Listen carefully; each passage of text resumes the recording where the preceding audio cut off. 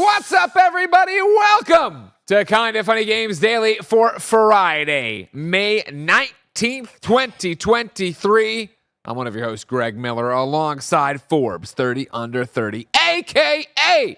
the second best baby blues in San Francisco, a.k.a. the New York Times quoted at Tim Geddes. Let Tim host. It's a pajama day, Greg. It is a pajama day. You're already in them. Yes, we're here. Kevin pulled in. I pulled in, I should say, to the office. Kevin was in the parking lot in his. I packed my pajama pants. That's what I did. I just came in with them. I appreciate that. The thing is, we're doing a big sleepover pajama vibe party situation today. All day stream, subathon marathon stream to celebrate Kevin Coelho and Snowbike Mike's birthdays. And so Nick was like, "Hey, 23 going on 24, fellas will fall in line." So I was like, "Okay, cool. We have to wear all our pajamas and everything." Yeah. I was excited about that. And this is, shout out to Filthy Casual. They make dope stuff. Shout out right? to the casual indeed, Mike. But this is very, very comfy sweater. So I was like, cool, I'm gonna bring that. You know what I'm talking about? Yeah. A lot of fluff on the inside. Did you see that? Did you see that? No. I reached with what would be the normal hand. Oh no, Greg. Cut the top of my thumb off last night. No, you need that more than most of your body. The pad is fine. I was able to review the redacted game last night. I was playing that. When Jen said come to bed and play Zelda, I went to bed and played Zelda. I'm okay. Okay. It's the tippity tip. You remember when I cut my top of my finger off with the mandolin? Uh-huh. Very similar situation, but this time with a knife. That's not good. Yeah. That is not good. No, it's okay. You know what is good, Greg? What's that? My slippers. I appreciate that you wore these giant slippers that I noticed, and I said, oh, he's wearing giant slippers, reminiscent of like my old Bugs Bunny ones as a child. But it was Roger who saw it and went, are those Air Jordan slippers? Yeah, they are. They're Jordan 4s, Bread 4s. Do people still call them Air Jordans, or do they just call them Jordans? Yeah, you can. I felt I sounded old though when I said Air Jordans, didn't I? Yeah. But I mean, it's still think cool. about You also sneakers, sound man. refined. Anyway, I'm comfy right now. You sound refined. I like You're a that. refined You don't hear that gentleman. about me often. You know what I mean? Very Now, speaking of refined, and ladies and gentlemen, it's Kind of Funny Games Daily. We'll get to the news in a second. I always love a good show and tell. Yes.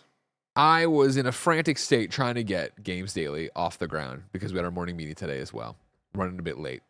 You came over and showed me something that you've now brought to set. I got to touch it for 2 seconds ago. That's great. Now I want to know, what am I looking at here on your Nintendo Switch? So I've been talking about this for a while. Been on this journey, this spiritual quest to figure out what are the actual best Joy-Cons. Yeah. For the things I care about. And it's been What are hard, the things right? you care about? I care about premium feel. Sure. I care about not mushy buttons. Yeah. I like a nice clicky D-pad. Sure. All right. And rumble. Rumble's a big thing. Ooh, these motherfuckers got rumble. A lot of the other ones do not have rumble. Okay. Right? There's been a lot. I've been experimenting with maybe 10 different sets of Joy-Cons. Found some Hori Split Pad Pro Compact is a nice one. Okay. I'm a fan of those, but it's mushy, no rumble. Got it. But it has a really nice form factor. It's not much bigger than a normal Joy-Con. Okay. But if you want full on Pro controller sized, like you can hold it here. It's got, what I like already is it's got the premium feel. We talk a lot about feel. For an audio listener, we're holding one. Like you pass it to me, you'd almost think it's a Steam Deck. You know what I mean? Because it's got that. It's got the back. Screen. It's got the back paddle. Yeah. So it's better. It's not on. It's not on. Well, first off, all right, come on now. Better screen. Don't make me try to defend a Steam Deck right now. All right, I don't want to be in that camp. You know what I mean? I love my Steam Deck to death. You know that. But yeah, I love the feel of it. I love the home button. I love the little capture button over here. But then the back paddles are very nice. Yeah. So what's cool about this one? This is the NYXI, which Nixie, NYXI. the Hyperion controller or joypad. Sure. They're calling this one. So far, it's been my favorite. It is still not perfect. It feels more premium and less mushy than a lot of the other third-party controllers. Still not as premium as I'd like. It doesn't feel first-party. I wish it was like a little higher end there. Yeah. But the D-pad is fantastic. There's a bunch of LED lights on it that I turned off, but you can turn it to whatever color you want. You want to be one of those true gamers. But my thing is, there was another similar one that I was talking about a couple months ago from Binbach that very similar form factor. I know, exactly. And I like it, but you couldn't turn off the LEDs. And that is like, I don't want these like bright ass LEDs. Can you know I turn what I mean? It's complicated. Yeah, the Switch? Yeah, go for it. But anyways, loving this thing so far. Not the LEDs. I mean, I won't do anything with your Zelda. Do your thing. Oh, this is a dungeon I did last night. Or a shrine I did last night. But yeah, I'm loving it so far. Definitely recommend it. Dying. Nixie Hyperion. Something. And what else did I have to say about this thing? There was one last thing, and I forget what it is. It doesn't matter. Are you doing anything with the back paddles? No. Oh, that's what it is. There's back paddles embedded in them. They're really nice. Yeah. Yes, love it. Both of them I have just set to my run. Helps out. Because run and jump, big problem in Zelda. I don't know if you guys noticed. Yeah. This isn't sponsored. This is just my eternal quest. No, I also got appreciate the that. GameCube ones. They suck. The GameCube one, very bad controller. How much is this one? I want to say like 60. Really? Yeah. Wow, I expected higher than that. It feels more quality. I'll tell you right now, the run on the back paddle. It's good. That's a game changer. It's right real there. good. It's real good. Because I find myself constantly not running in Zelda because I'm like, I don't want to go to the Y. It's so far away. Yeah, Or the is X. this one Jesus it? Christ. This is it. This is it. $7, yeah. Yeah. Okay. So anyway, real good. I like it. Thank you for letting me touch it. You're welcome. Ladies and gentlemen, I hope I get to touch you in your eardrum today while we talk about the fact that there's more bad news for you filthy PC gamers waiting for PS5 games. Zelda's first patch is out, and we have Lego Drive reviews rounded up. We'll have all this and more because this is Kinda Funny Games Daily. Each and every weekday on a variety of platforms, we run you through the nerdy video game news you need to know about. If you like that, be part of the show for free at kindafunny.com/KFGD. There you can write in your questions, your comments, your squad ups, and everything under the Daily Video Game Suns. Then, of course, you can watch us record the show live on twitch.tv/kindafunnygames and youtube.com/kindafunnygames. If you're watching live on YouTube or Twitch, guess what? You have a special job. Go to kindafunny.com/you're wrong and tell us what we screw up as we screw it up so we can set the record straight for everybody watching later on youtube.com/kindafunnygames and listening on podcast services around the globe. Of course, all of that is well and good. But if you want to go that extra mile like we go for you each and every weekday, it's simple, ladies and gentlemen. Go to patreon.com/kindafunny. Over there, you can get each and every episode of Games Daily ad-free. Of course, you can get a bevy of benefits like exclusive merch, like Daily Gregways, like Kinda Feudy, like amazing programs over there. And that most recent Kinda Feudy. Oh, Fantastic. Kinda Feudy's been on a tear. If you don't watch Kinda Feudy, go watch Kinda Feudy. And if you're like, listen, I love you guys. You're asking too much money for the exclusive content over there. Go down the level. You go down to that $10 level. Guess what? You have literally, I think it's 220 some episodes of exclusive content you would get for $10 right now. Best Hundreds of value in hours. gaming. The best value in gaming. That's correct. Of course, on patreon.com/kindafunny, you could get each and every episode of Kinda Funny Games Daily ad free, and you can watch us record the podcast as we record them live a day early, just like Housekeeping everyone did yesterday for PS I Love You XOXO and our annual, when it happens, PlayStation Showcase predictions episode. Of course, the PlayStation Showcase is next Wednesday. We will be live reacting to it on Twitch and YouTube. We will be doing a live post show for everybody as PS I Love You right after it on YouTube and Twitch. But, Tim, we had to welcome you to the stage. We had to come in and we had to lay out our predictions. You, me, Janet, and Bless. It was a fantastic episode. I think one of our better predictions episodes ever. And I think that it's very exciting. It's fun when a showcase is expected to be good. Because then we just get to have the You can be hype. You can be hype and not constantly try to tamper expectations. Exactly. So, stamp down your expectations. We're in a great place. It's going to be a real fun run here and Kinda Funny the next couple weeks. 100%. Of course, there's lots of stuff for SGF coming up. We'll be covering it all, reacting to it all, going to it all. But right now, worry about PlayStation. Go check out the amazing PlayStation Showcase predictions episode we have up. And you know, it's amazing. All because of you. The artist formerly known as Nevin's Island. Of course, Jake Bakes Cakes. They wrote in with some great, hey, you've predicted a lot already. Let's rein in the predictions, give you some stuff, and make you talk about them this way. Really? We did, and we loved it. More housekeeping for you. Today, we're celebrating Kevin and Mike's birthday with a special subathon marathon stream. We're going to get in our PJs, build a fort, and go late if you want. Come join us for snacks, games, and sleepover vibes. Of course, if you're watching live, that's happening right after Games Daily. If you're catching Games Daily later on Friday, it's probably still happening on Twitch and YouTube. And if you're catching it way later, like a Saturday or a Sunday, guess what? YouTube.com/KindaFunnyGames has the archive for your perusal. Now, yesterday, we had an amazing golf stream. Lots of fun stuff. It doesn't matter who won. We all had a good time. That's all really matters. It doesn't matter who's the champion anymore. But we preempted the Q&A. You know what I mean? The Mike Q&A where he comes out. Are we doing that again today for the sleepovers? Are we doing the... We never talked... I don't know if we talked about that.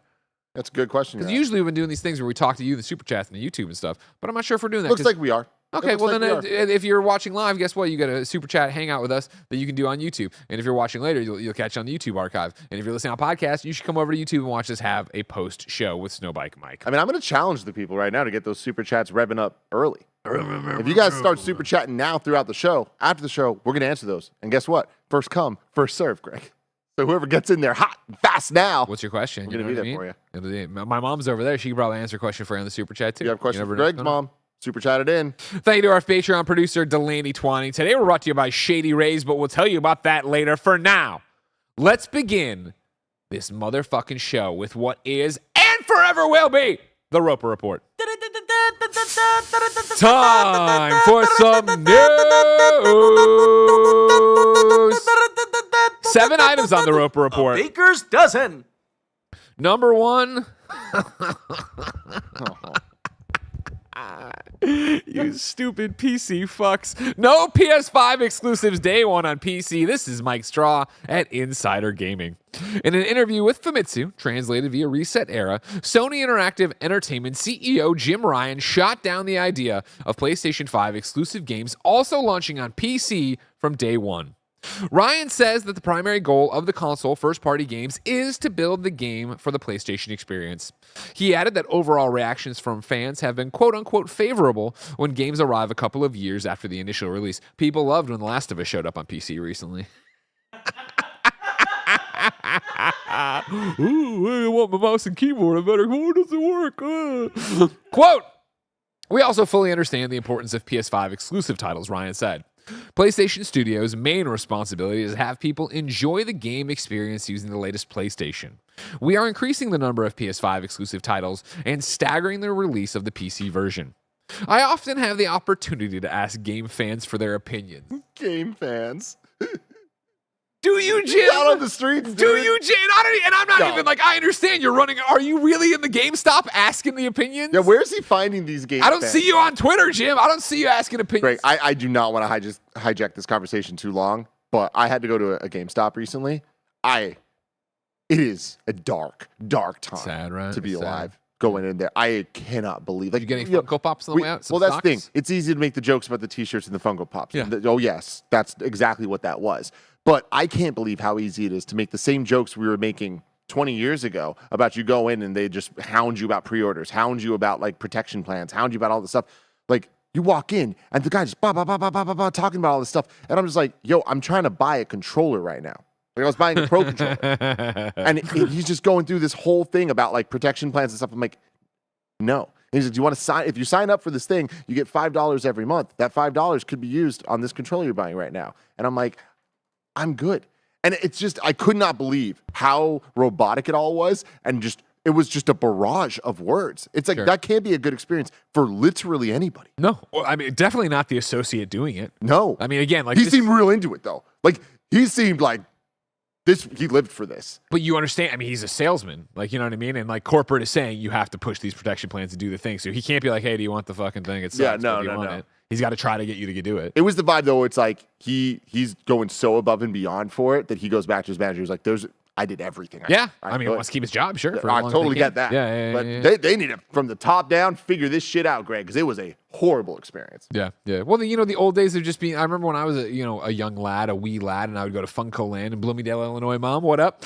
And, I'd walk in there and actually talk to the guy making, the guy was just playing SNES at the TV, right? And then he'd show me something or we'd talk about whatever. And then we, eventually job on N64 wrestling games. And you know what I mean? Like, that was a fun, like, you're hanging out. It was more the independent shop, right? Where you go into the comic shop and the person talks to you about what books are cool and what are you reading and what are they reading, blah, blah. Whereas again, I think for GameStop, it is like, yo, we all hands on deck. we are on our last fucking legs. Everybody push this and push that and do this and blah, blah, blah. It's some vile shit though, man. I saw them pushing a video game, like a protection plan for a disc for a game, a brand new game. And they're like, hey, if the disc doesn't work, and it's like a $10 thing. I'm like, this is disgusting. Get the fuck out of here.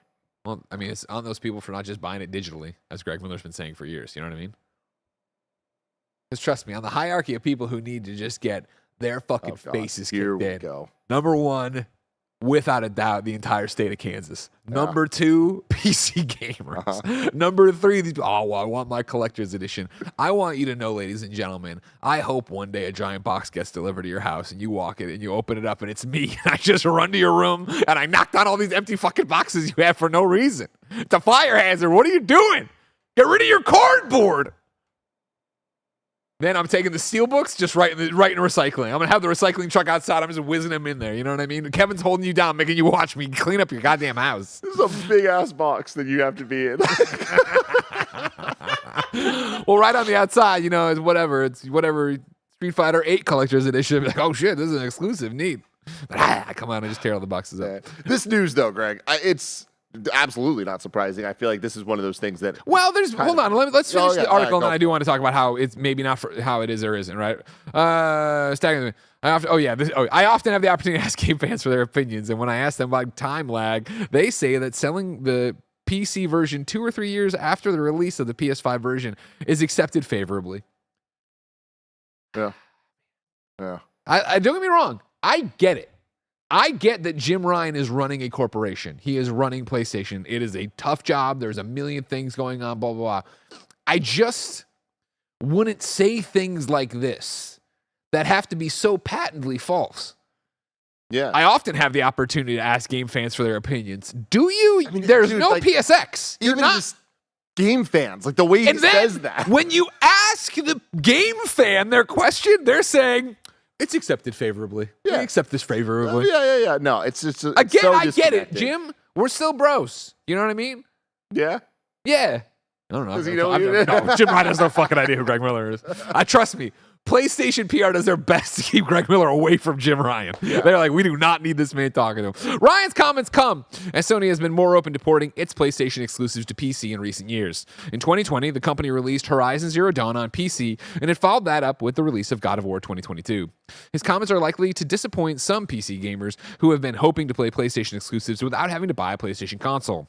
However, it's clear that Sony is still committed to the console business, which continues to perform to great results. Period.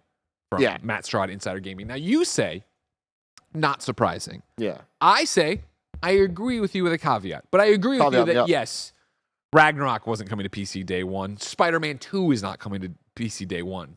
Here's where it gets in the weeds. I think it's an actual nice tie into PS I Love You XOXO, where we talked a lot about The Last of Us multiplayer. On PS I Love You in general, we've talked a lot about, and Games Daily, these live service games, and more than a dozen live service PlayStation games coming, blah, blah, blah. Something salient you said yesterday in your predictions about Last of Us multiplayer and Last of Us Part 3 was the fine line PlayStation and Naughty Dog have to walk. They could say, hey, here's Last of Us multiplayer, blah, blah, blah, blah, and here's a teaser trailer, just a logo for Last of Us Part 3, it exists, which would get people who aren't into multiplayer games excited, but would also cheapen the multiplayer to be like, well, this isn't a full Last of Us experience. I wonder if this is a conversation / quote from Famitsu that eventually bites Jim Ryan in the ass a bit, where it is, our PlayStation 5 exclusives aren't coming to PC day one, but our multiplayer ones are. The ones that are a live service that require us to have a big old community behind it, have the whole thing, they are going to be there, like possibly a Factions 2 or whatever you want to call it. And I'm, there's no confirmation on that. We know they are making it for PlayStation and for PC, but like, what does that mean for their live service? Do we know that? I'm fairly certain. Kindoffunny.com/you're wrong, right? I didn't have time to do my traditional Google. There was something I could have sworn Naughty Dog said that they were committed to. But maybe I'm talking about Last of Us. That doesn't sound familiar, but okay. That'd be very interesting if that's the case. I'm totally with you where I do feel like the live service games, you need the community. You need as many people playing to be able to make these things work. But more than that, the game needs to work. And if the game doesn't work, you have bigger problems at hand. And I feel like with where they're at right now, day one on PC and PS5 is just not happening. Like we've seen them launch years later and it still not work with things like Last of Us. Until they figure out that pipeline, I think it's very important that these games are PS5 exclusive and built for that and being the utmost of production, right? Value and quality and all of that, where PlayStation Studios needs to mean something. The moment it stops meaning something, PlayStation's no longer PlayStation right now. Of course, yeah. And I think that their push into this games as a service, multiplayer stuff, whatever you want to call it, they need to get it right. They get their one shot at the first opening, like first impression, and then after that, I feel like you get like a couple opportunities for trial and error, but like you need a banger. And like you need to prove, and with them having Bungie, with them having Destiny, like they already have that leg up. They already have expectations of like what the standard is that we're looking for. I think that they need to really, really just come out with a winner, and especially if it's a Last of Us thing, right? Of course, all eyes are on this in so many ways where this needs to work for them from a multiplayer perspective. It needs to be as good of a game as the brand Last of Us requires, not just for Last of Us, not just for Naughty Dog, but for PlayStation overall. And then you look at the PC side of things, and it's like I'm not surprised that they're saying it's not going to be day one. That just doesn't seem of course, to be their strategy. I agree with that 100%. Never has been the strategy. The fact that PlayStation games are on PC at all still blows my mind. I love it, though. I think that it's great. It is crazy when you think about it. It really is, man. Like, the fact that we have crossplay, like, the fact that this happens, like, Game Pass exists, like, none of this we would have ever seen as a future 10 years ago. But with PC games now, when it comes to the PlayStation games at least, there's been some wins, but I don't even think there's been a slam dunk yet. Like, I feel like every time there's been one of the games, there's always some issue with it, or the issue is it just wasn't marketed well. Like, the game just kind of came and went on the PC Yeah. They're like, hey, here's the Uncharted collection with no real fanfare to it. Cool, boom, bye. And but also, like, PlayStation's just trying to get those people over there, right? So it's like, it's not really a thing. And you hope that they're always doing it to prime for the next thing, right? Yeah. Like The Last of Us, obviously, even though it launched in a fucked up state and yada, yada, yada, was, of course, because of the hype of HBO. But then, of course, you hope the back end is, this was so good. It lived up to expectations. I want to play Last of Us Part 2 right now. I'm going to go, obviously, jump out and get that PlayStation 5. Yep. With where we're at right now, with the amount of games coming out that are just straight up broken, and then the amount of games that are coming out that are like, just a little broken, but it's, I really wish that they weren't. I feel like PlayStation, it's on them to maintain their quality, and the more missteps they make on the PC side of things, I do think overall that it's starting to lessen the allure of PlayStation Studios as a brand if it continues to have these headlines of like, I don't know that I could trust this team if they're going to put out Last of Us in the state they did on PC. Sure. But then it's PC, nobody cares. But people do. I mean, we talk about on this show, we talk about, like, that's the headlines, and it's like, that's the type of stuff that they need to avoid. They need to get away from that. Sure. Yeah. But again, it's, hedging your bets, right? If the PlayStation 5 version is doing it, if the exclusive version is doing it. And back to your point, of course, that these games, especially these multiplayer, these live services, need to fucking sing on PlayStation 5, first and foremost. Sing. Right? And so you don't want it to be we made it for both, so that means there's limitations, but it also means they didn't communicate, so there's all these day one bugs of these things going back and forth that we couldn't have possibly thought about. Like, that makes a lot of sense. I did a lot of Googling while you were talking. I think I just got tied up, that, like, I think it was that when in a blog post where they talked about multiplayer, they also talked about Part 1 on PC, and I think they said something about PC there that I thought was more of a confirmation than it was. So, yeah, still no confirmation. I wouldn't be surprised, but I think that here's the problem. I wouldn't be surprised if Last of Us Factions is day one on PC as well. But I also would be surprised if it ran well and if it worked. Smart. Yeah. And that's a problem. Yeah. Yeah. I think at this point, if I'm betting on this already, we're already on a next prediction here. I would say that, they don't do it, right? I think you have to, again, we are PlayStation because of this. And then you hope that it actually works out right. Because let's, again, if you come out and what I'm expecting from Last of Us multiplayer, based on what they've said, is basically the caliber of Naughty Dog storytelling that then somehow funnels back into a multiplayer experience. I don't think I think, the Division on steroids kind of thing, right? If it's going to be those kind of things, there's a narrative I'm going through and I'm doing these different things, and we can bring people into it or not. I think that's what you're going to get out of it with hopefully the character you're creating and doing things, and then going back out into the world with other people and helping them on their missions and yada, yada, yada. And I feel that will be huge because it is Naughty Dog, because it is the PlayStation audience, because we are starving for more Naughty Dog content, Last of Us content, and then, of course, really great games, which is always what it's been. And so I think if you can nail that, get an audience to it, which I don't think you're going to have to worry about with the pedigree and the IP, then you let it go. And then, when you put it on PC and it is cross-play, you get a boost to the community again, right? So you can ride off that wave of the HBO series and where The Last of Us is. And when it does start to go and you do lose people, because again, how many games as a service can anybody play? If it is, there is this awesome Naughty Dog narrative to it. I personally can see myself playing all the way through it, then stop till there's DLC, stop to this. And maybe I'm wrong. Maybe it's like The Division. I do get super lost in it and I'm in it, for 3 months, but then I fall away. Something to bring me back, which would be, hey, it's a year later. Here's here's the new content we're putting out in storyline, and it's PC, so you have new friends to play with and all these things. That'd be cool. Yeah, totally. Very interested in what this game ends up being. I can't fucking wait, dude. Yeah. Really? Yeah. Because we're probably gonna know next week. I know. It's one of those things that Factions 1 on Last of Us 1, I thought was fine, but I didn't click with it. Like I didn't get obsessed with it. I didn't do the whole thing. I never, it's one of the, they had a bad trophy list in general, but I never went back, because of it in a lot of ways. And like, I liked what I played, but it was very much like, you're doing the round by round thing. I know we are running with just concept art and like, the vague things that have been said about it. But as somebody who just adores The Division, right? If this turns out to be Naughty Dog's The Division, and it doesn't need to be that big. It's Naughty Dog's multiplayer game that has a great story and plays like it, and you are doing things, and we have the Kind of Funny clan, and we're running out to get resources and fight other people, and then clickers in. Like, that sounds so fucking good. And I think, part of it is the way online games have evolved since the original Last of Us. I think it's me and how my palette of gaming has evolved since The Last of Us. But that sounds fucking awesome. And I see it all the time when the fanboys really want to get riled up about the Activision Blizzard thing. I would love to see PlayStation come up with an exclusive Call of Duty competitor, ... And it's like, that's not necessarily what I want, but what we're describing, while pulling it out of our ass, but also making educated guesses on what a Last of Us multiplayer game in 2023 would look like, that could be so fucking big. That could be so fucking big. And if it's free to play, if it's included with PlayStation Plus, if it's the Battle Pass is cool, like it's really limitless if PlayStation was to be like, we need something that speaks to the core PlayStation audience that will then add on now this more, and I'm not even saying like mainstream audience, but there's more mainstream audience that's found The Last of Us from HBO. And God, dude, I don't know why I've been exposed to more of these commoners, these people who don't play games all the time. But a lot of the conversations I've been having lately are about Zelda, and people, I can't wait for Zelda, or my hairdresser was talking about Zelda, or blah, blah, blah. And inevitably I'll come back to, do those people play any other games? Call of Duty. They do Warzone. They do Warzone. He's got a group of friends he plays Warzone with from high school. And I'm like, man, like that's the kind of thing I feel like this could tap into. Yeah.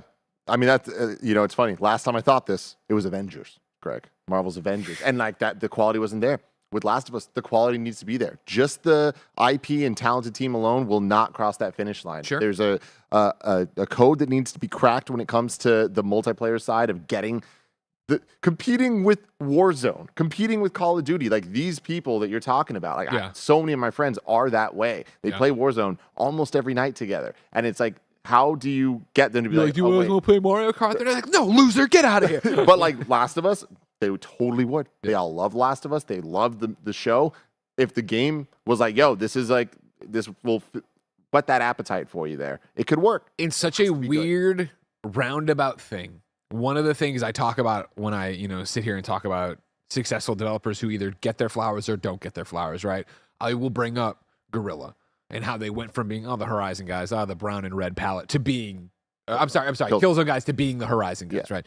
I also talk a lot about what I hope happens with Massive. I'm a huge Division fan, no pun intended, right? The Division was very successful, but it also was like, Poe, you need to play The Division. And we'd sit there and play. He's like, we're running around shooting things, whatever. It's shooty, it's whatever. But like Massive making a Star Wars game, like no, maybe it's not even remotely like The Division, but it is that idea of Insomniac. Hey, remember Insomniac? Man, I loved them on PS2. What do they mean? Well, they're still making Ratchet and Clank. Oh, God, that's not exciting. Sunset Overdrive's this new thing. Nobody cares. Blah, blah. Spider-Man. Yeah, you know what that's the thing for us, for the hardcore, the people that care and know and like understand the lineage. It's like Insomniac is making a Spider-Man game. We know what that means. And so my thought, my where I'm going with this is that not that Naughty Dog needs the here's the shining spotlight moment. I think the genre of game I think they're making does. Where again, Division I think would have been bigger if it was Last of Us, and I think if it's about to be Last of Us and that's what they're doing with it, I think there's a chance it's going to be huge. We will wait and see, ladies and gentlemen. Again, Wednesday we find out. Maybe. We know what's next for PlayStation on Wednesday. Will we know more about The Last of Us Factions 2? Whatever they're calling it, Last of Us Multiplayer. We will wait and see. It's a lock. We will be live reacting to it right here on twitch.tv/kindoffunnygames and youtube.com/kindoffunnygames. But for now, we move on to story number 2. Link. Zelda Tears of the Kingdom update is now live. It's version 1.1.1.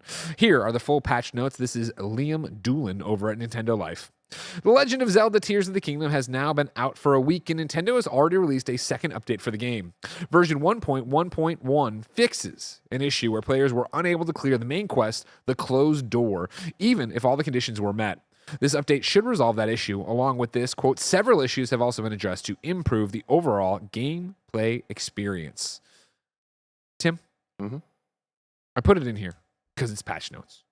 I also switched into edit mode for some reason. That fucking sucks. I just wanted to talk about Zelda. I get it. No, good excuse. All I wanted to do is talk about Zelda. I booted it up yesterday, and then I saw this download had to happen, and that minute and a half of the download and installation and restarting it, I was just like, I could be doing something in this game. Every minute and a half counts, Greg, with this Zelda Tears of the Kingdom. I can't believe how much fun I'm having with it, and that's just not ending. When I'm not playing this game, I'm thinking about this game. It's just overwhelmingly awesome.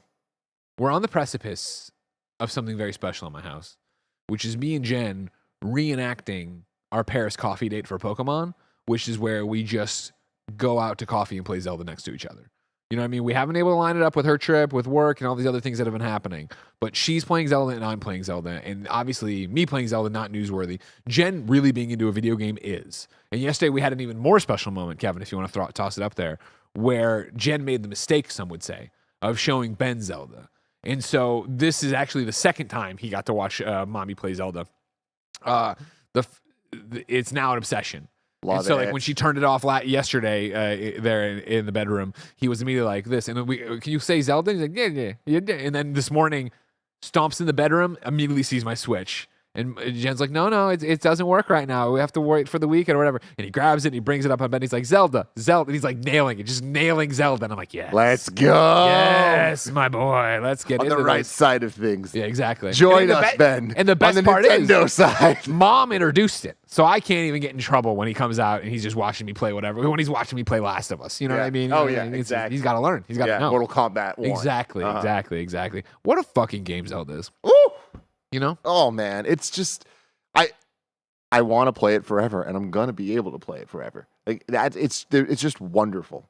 It's magic. It's just pure discovery. And Bless said this on the Gamescast we did, but like also available now, youtube.com/kindoffunnygames. It's an adventure game in the truest sense of the word. Like I've never came close to feeling like I'm on this much of an adventure as I am in Tears of the Kingdom. Like 100%. Thinking back to being a little kid, me and Kevin, and then getting an NES at a garage sale, the gold cartridges, putting them in because they're gold and they look so cool, and just being so lost, being like, "What is this game? That game sucked. It was like, this is too much. So like much reading. But like so much reading, but also the reading was like vague and just like, where am I going? What am I doing? And then it'd be fun to just go get lost, but then we would turn it off because we were lost and it made no sense. Yeah. This is a version of that where I'm older, I can understand the fun there, but also it makes so much more sense. This is such a well-designed game that you're always going to something worth it. You're always being pushed somewhere, even if you don't even see the strings that you're being pulled with. Like, it is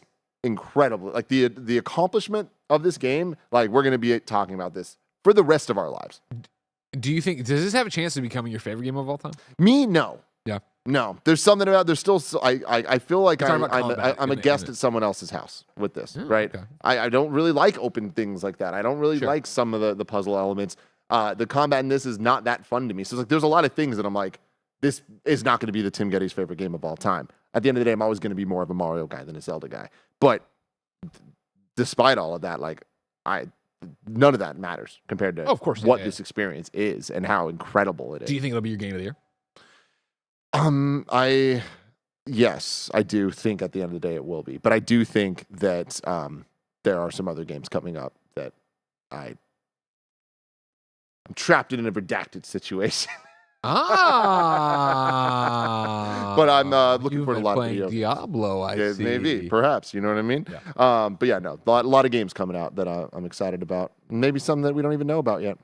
And you know what? I don't like. You guys I don't like when you say it like that. Because I think I know what game you're talking about, then you say shit like that. I'm like, do I not know what I was throwing everything out every which way, Greg. But I will say that you guys got me a little too hyped about Spider-Man. Because I've been trying to set my expectations right where I'm like, Spider-Man, some of my favorite games of all time. Spider-Man, debatably, in my like top 5 favorite games of all time. Nice. Having said that, I still think it's like critically an 8.5. Sure. And I just can't imagine an Insomniac Spider-Man game hitting that 10 level that we see from things I would say like Last of Us and God of War Ragnarok. But on the PS I Love You yesterday we did, y'all are kind of convincing me that maybe there's a chance. I'll tell you right now, ladies and gentlemen, if that Wednesday showcase opens with Spider-Man 2, if it's the Insomniac logo and then like a web slinging noise, not Wolverine obviously, but if like strap the fuck in. Yeah. That is going to be them being like, let's fucking go. You want to see what we've got? You want to see why this isn't just an 8.5 Spider-Man? I'm Brian Intihar. I got an axe to grind. Let's go. Let's go.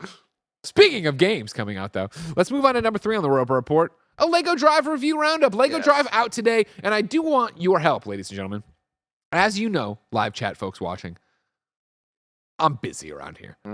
So I'm not on every Games Daily. I don't think Bless has done a review roundup for LEGO Drive because there was, at least for the codes we got for review, no review embargo.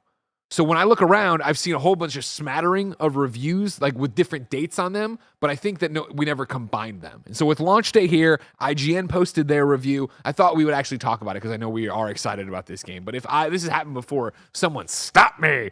And what's interesting about it is that over on Metacritic right now, it has a 69 on Xbox, but it hasn't listed a bunch of the other reviews that I've seen out there, and none of the other platforms have reviews. So again, I think since they didn't say, hey, at 10 a.m. whatever day you can review the game, it's just too much of a hodgepodge of stuff out there. Gotcha. So I don't put much credence in this 69 because IGN gave it an 8, where Luke Riley wrote, 1 part The Crew 2, 1 part Mario Kart, and 1,000 parts ... Lego parts.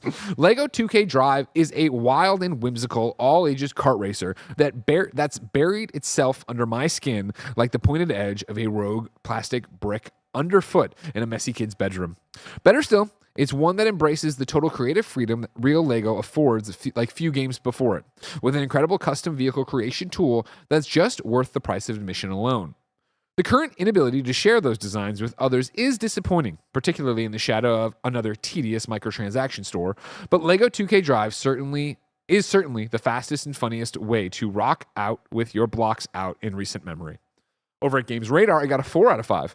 Justin Toll said, indeed, LEGO 2K Drive is obviously a very classy game. It looks great, runs well, is fully featured, and well balanced to ensure that everyone has a good time.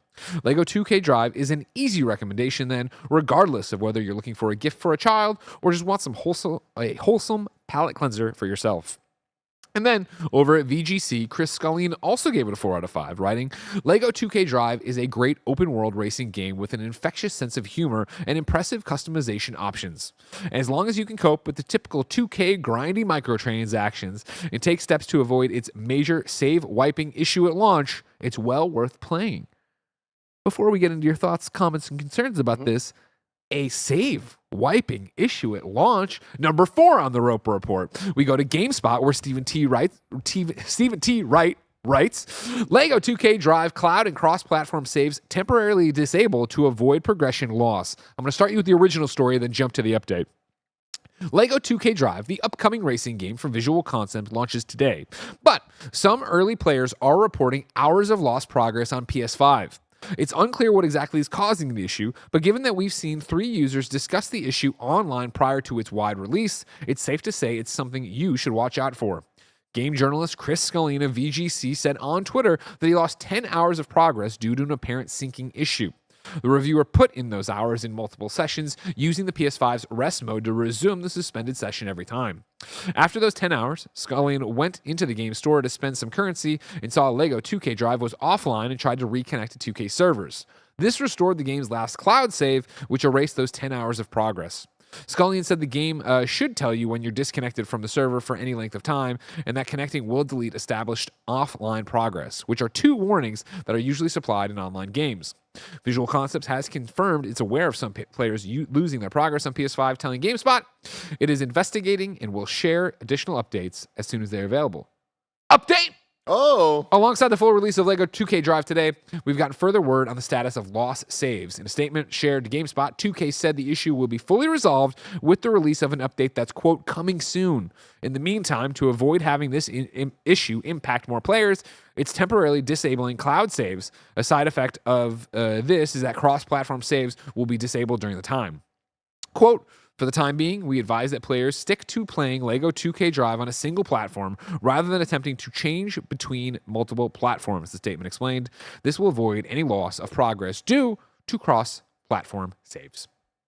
Ooh, major bummer, man. There's nothing more stressful to me than losing saves. 100%. You know, Worst. especially after you put in so much progress. Like losing 10 hours. It's like that's the type of shit you're like, I don't want to play this game. I mean, especially as the reviewer, too. That's when you throw up your hands. You're like, you know what? I'm going to say what I'm going to say, and this is how it's going to be. Yeah, it's very unfortunate, but it's good that it seems like they're on it and they're figuring it out. And, you know, the The thing I will say is I'm happy this game has cross progression. Of course. That it has that. All that cross stuff I think is incredibly valuable to us as a community. Water Princess, hey Greg, how's that console gaming? It'd be fine if it wasn't for you PC people wanting your cross saves all over there. If you would all just come play on PlayStation, it'd be done, wouldn't it? We would have one save and we wouldn't have an issue, would we? But you guys need to have 120 frames per second. Oh, the Legos aren't as shiny as they could be. Well, this game sucks. I'm going to review bomb it and play it another 1,000 hours. I'm happy the game's reviewing as well as it is. The 69 Metacritic. Yeah, again, that's Wonk City. I don't know what that's all about. I think that's just the Metacritic hasn't necessarily caught up. Obviously, Metacritic, is great about when the big embargo happens and updating everything. I think right now, as things are still trickling, and I'd imagine that changes. But also, I think that has a lot to do with what you were saying about. It sounds like there wasn't actually an embargo for the review, yeah. But on top of that, 2K always has like a very weird rollout plan of like, if you're this early access, you get it here. Sure. If you pre-order, blah blah, like all the weird stuff. So like, I'm not surprised by this, especially for a game that is a little lower key from 2K. But I'm happy because I love kart racers. I love Lego. I love the vibe of 2K. I just don't have any reason to partake in it besides WWE. So. Hell yeah. I'm excited to get to this. I just don't know when I'm going to. 100%, yeah. I know that this one got a lot of buzz when we saw the trailer here in the office. A lot of people were excited, and I know that a lot of people got codes here for it. But again, we're 11 people, and we're all playing a million different things for review or for your fun with Zelda and everything else. Exactly, yeah. I mean, this reminds me a lot of Hot Wheels Unleashed, which like you see it from the first moment, you're like, oh man, this is going to be fun. This is going to be... Well, that's one of the reasons I like that it actually seems like, at least for the reviews we read, is delivered. Mm-hmm. Where it was that thing where it's like, that looks cool. And what I was, one of the things I was checking was, I don't think anybody picked it up over in our Kind of Funny league, right? Because it is, the Fantasy Critic. Because, of course, you worry, something looks great in a trailer. Is it actually going to deliver in the end, and how will that game actually be put together and stuff? Something that the chat keeps bringing up that I do think is really important is this is a full price game. $70. Yeah. Yeah. And that's, I think, a little egregious for what it seems to be. Yeah. So having not played it, I don't know. Yeah, there is a lot there, but like I struggle to see what a game like that could do to justify a full price release, especially if there's problems. Yeah, which hopefully will be settled soon, but we will stay tuned for that. Just like you, stay tuned to patreon.com/kindoffunny. Over on patreon.com/kindoffunny, of course, you could get each and every episode of Kind of Funny Games Daily ad-free. You could get a bevy of bonus shows like Greg Way, Kind of Feudy, Remember Blank, etc. And of course, you could get exclusive merch and cool stuff, all on patreon.com/kindoffunny. But guess what? You're not on patreon.com/kindoffunny. So here's a word from our sponsor.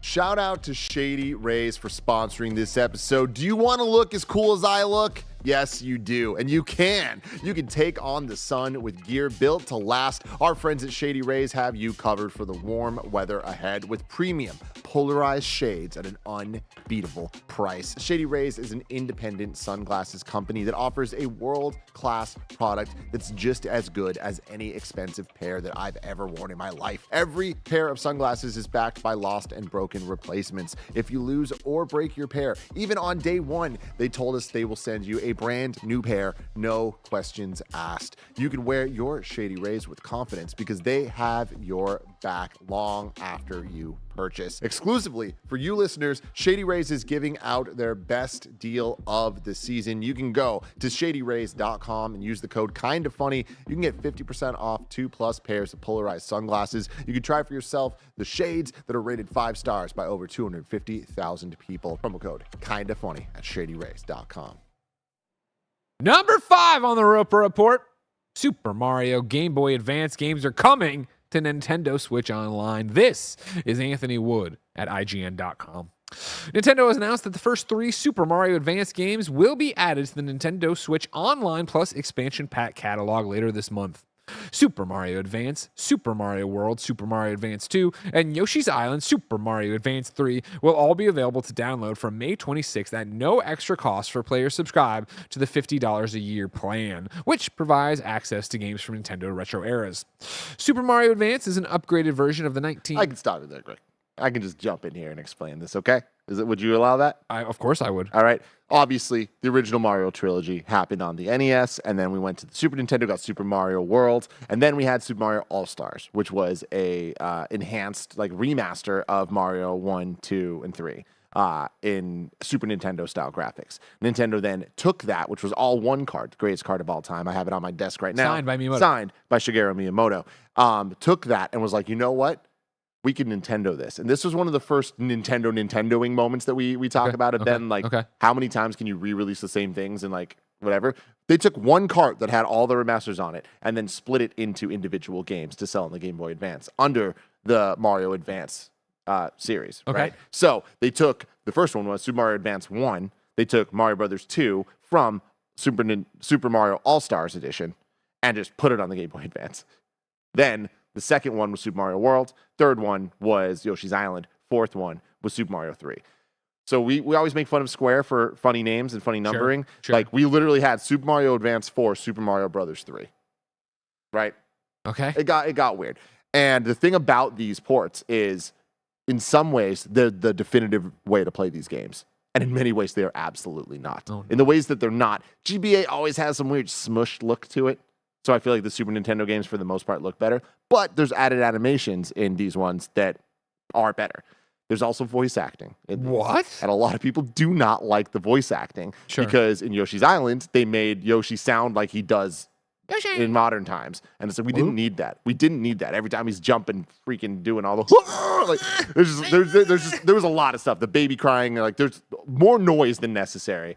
And they added the Mario Wahoos and stuff to the 2D platformer. And it can just be a lot because it's really repetitive for that type of game. So because of that stuff, people kind of don't like these. But I like them because there's a lot of added challenge elements that freshen up the games that I played a million times. I've also played these games a million times because they were on the Game Boy Advance. Playing portably was super fun. But they added, like, Yoshi challenge coins. So it's like there's, like, a lot more collectibles in the games. There's, like, things to do, not just beat the level, but, like, try to find all the hidden stuff.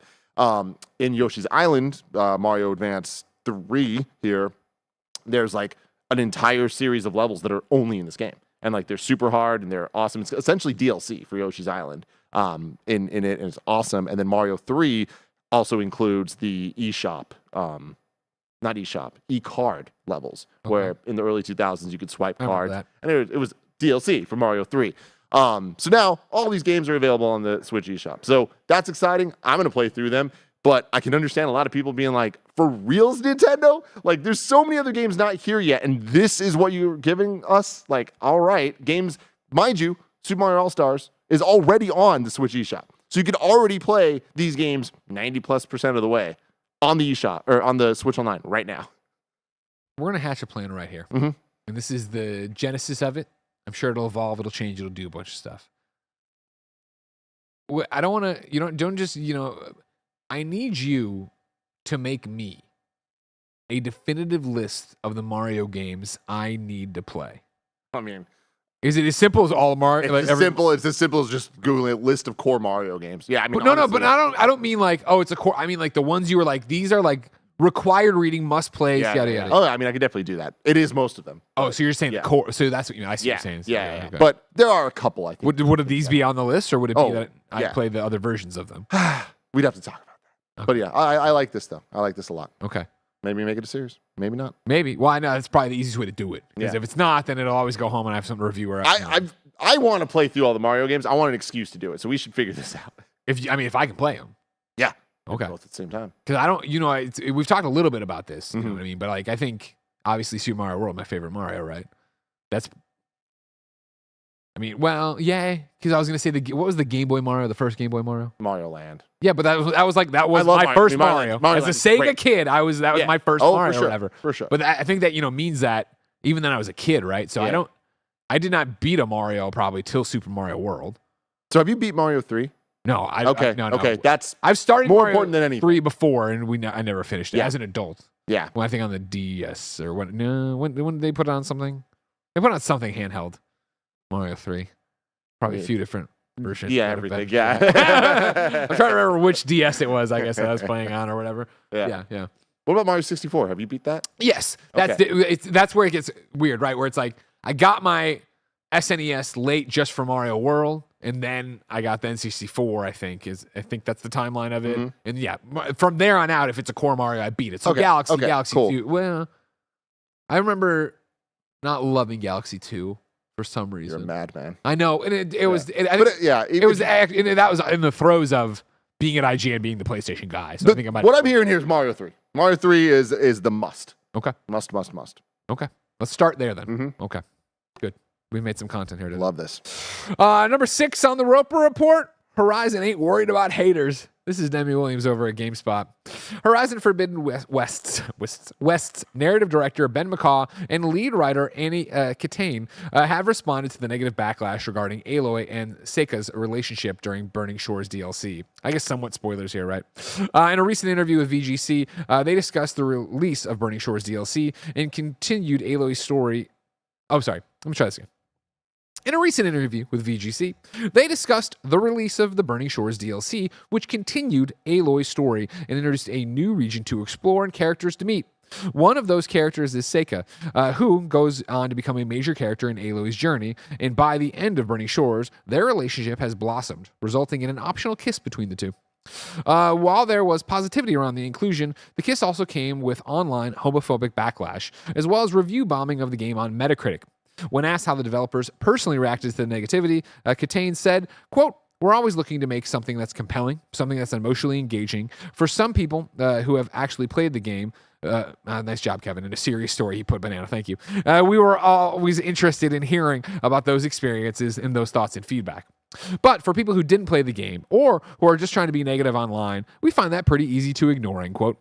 McCall went on to say that the team loves getting feedback from the fans, as well as constructive criticism in regards to any aspect of the game. But, quote, "When there's just this kind of blatant negativity, I personally find it pretty easy to just compartmentalize and realize that this is a mindset I can never really jive with, and that sort of thing," end quote.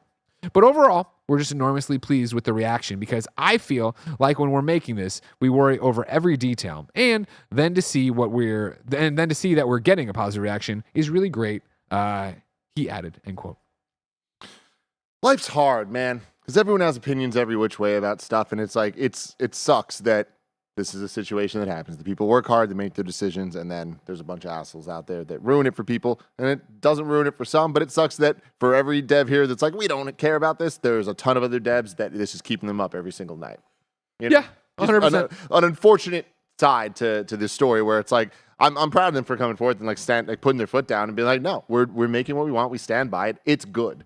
And millions of people are loving it. So that's where we're at. And that's what's important. We, of course, reviewed it on PS I Love You, XOXO. Blessing gave the official review. Then Jan and I caught up to him. We did a big old spoiler cast talking about a bunch of stuff in it. And we loved Burning Shores. And we thought, it's actually a decision at the end, right? So you kind of get to go your own way with how Aloy ends up here.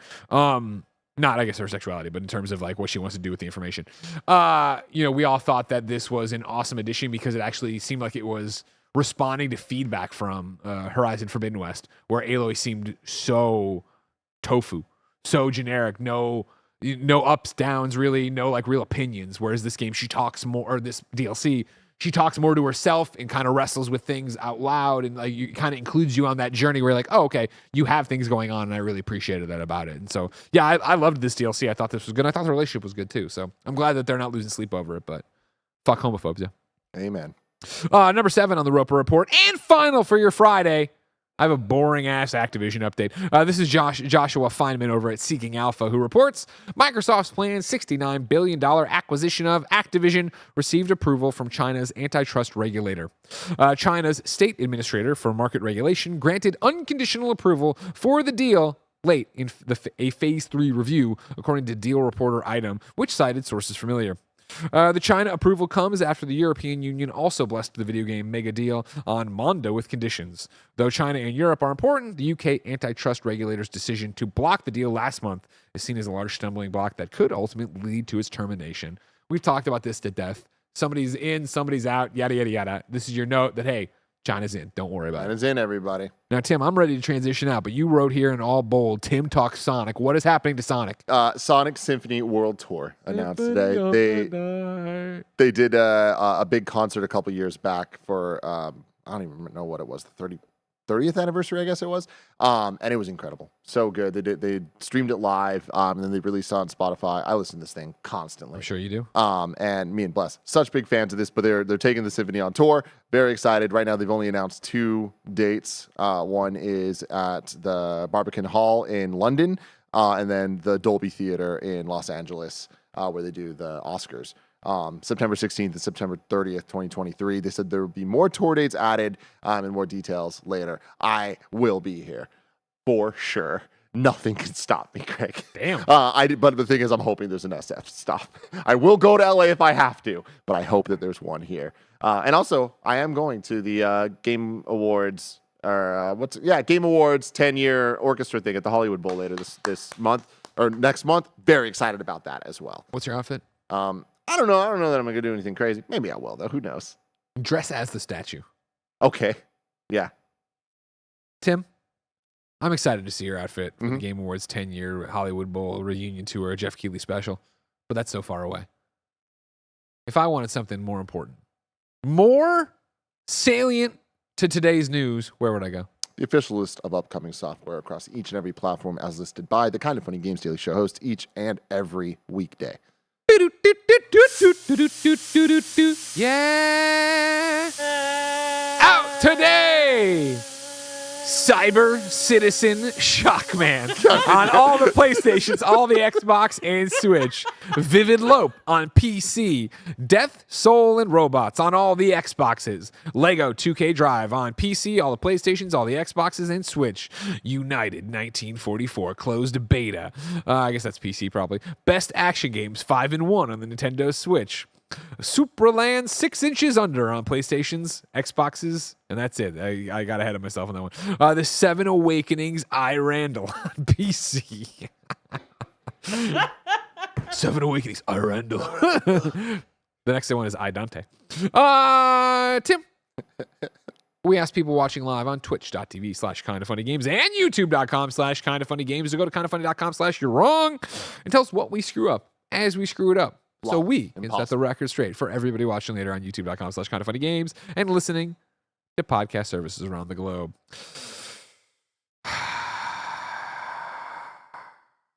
It's kebabs. Okay. And when you get a kebabs anything, you're like, are they bringing sunshine or rain? What is kebabs? What do we got? What do we got? Not a you're wrong, which of course is always the worst fucking way to start a you're wrong. You know what I mean? There's shot, just all caps. Ha! There's no worse way to start a you're wrong than saying it's not a you're wrong. So why didn't you just say it in the chat, kebabs? Why did you need the fucking spotlight on you right now? You know? Why did you need this so bad on your Friday? Kebab says, it's not a you're wrong, but it's worth highlighting the full title of the third Mario Advance game. Super Mario Advance 3, Super Mario World 2, Yoshi's Island. He's correct. They are correct. Both. The Portland Kevin writes in and says, also not a you're wrong. Also not a you're wrong. Oh, God, Greg, you're so strong. Kebabs also writes in and says, it's Saturday here, Greg. Just send yourself to hell right now.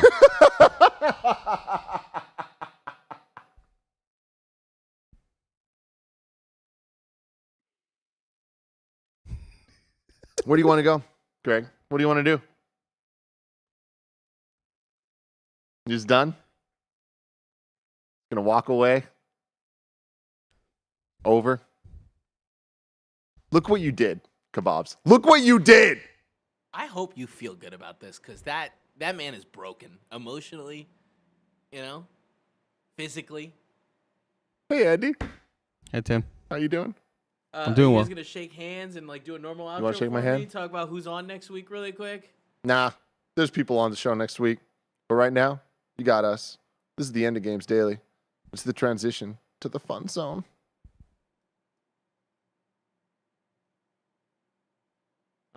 Now we're in the fun zone. Now we're in the fun zone. Greg, do you want to come back for the fun zone? He really doesn't. Greg actually is broken. He's had a long day. I get it. He's had a long day. It's 11 a.m. It's okay. We're not going to do anything crazy like force you to play Nidhogg. Oh wait. Oh wait. That'll help me. Yeah. That'll bring the energy back. Coke? Oh, I think you need a Coke. No. I'll get there eventually. Oh, sorry. He'll get there eventually. So we're setting up the fun stream. Remember, this is our fun little super chat section where we will read your super chats from throughout the show that we just did. Also, any new ones coming in, we'll answer those questions about video games, anything else. If you have questions for Andy, now would probably be a good time to ask him. But I'm going to pop up the super chats as well. We're going to have a little super chat with Greg and Tim on a Friday. TGIF. TGIF. Man, it was real hard getting out of bed this morning. Let me tell you. Sure. Real tough.